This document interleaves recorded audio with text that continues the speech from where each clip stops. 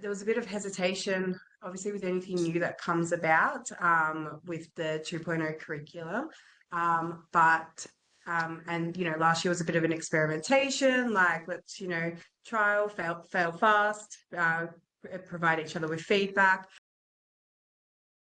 What we didn't want and what we found previously was over the time creating more and more planners and things at the school, you start to get a Pinewood standard or a Pinewood expectation of a curriculum and a continua. What we wanted to do is make sure that those links remained with the Victorian curriculum,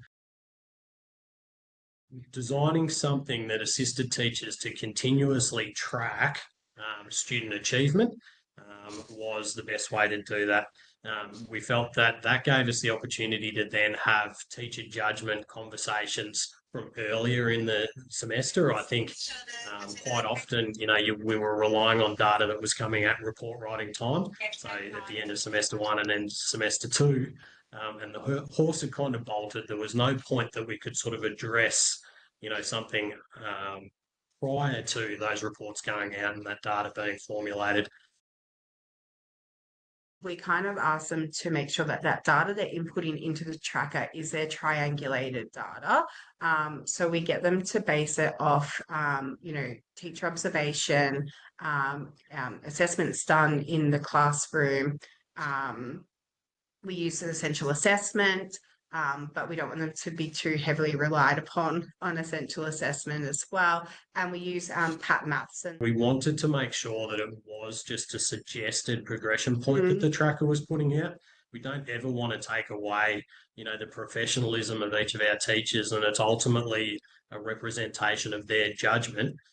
And we hope that they understand that each time they say yes, that they've seen something achieved, that's still a representation of their judgment because it is a whole triangulation of data.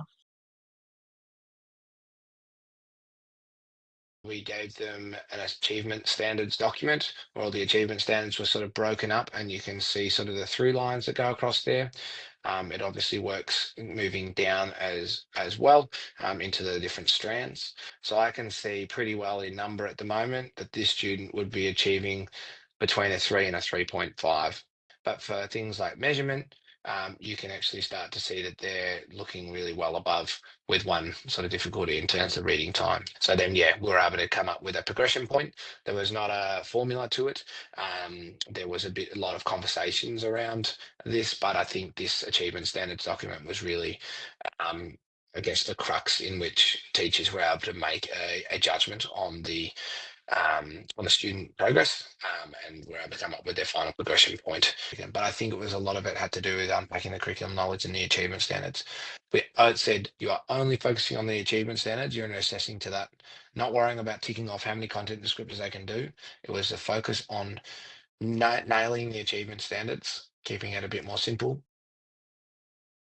The PAT benchmark score, that was really important, because that meant that, like, we had kids, we were able to map that, and I was able to add some analytic cycles.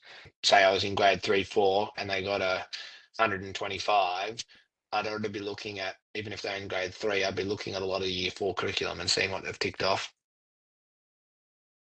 I think our learning and going a little bit earlier than the rest in the network that we had, it gave us the opportunity to really probably strengthen those numeracy connections and those connections across a range of schools, and probably more than we were originally working with in 2025. So I think we've connected with several schools, right across the region now, just sort of sharing our journey and our learning.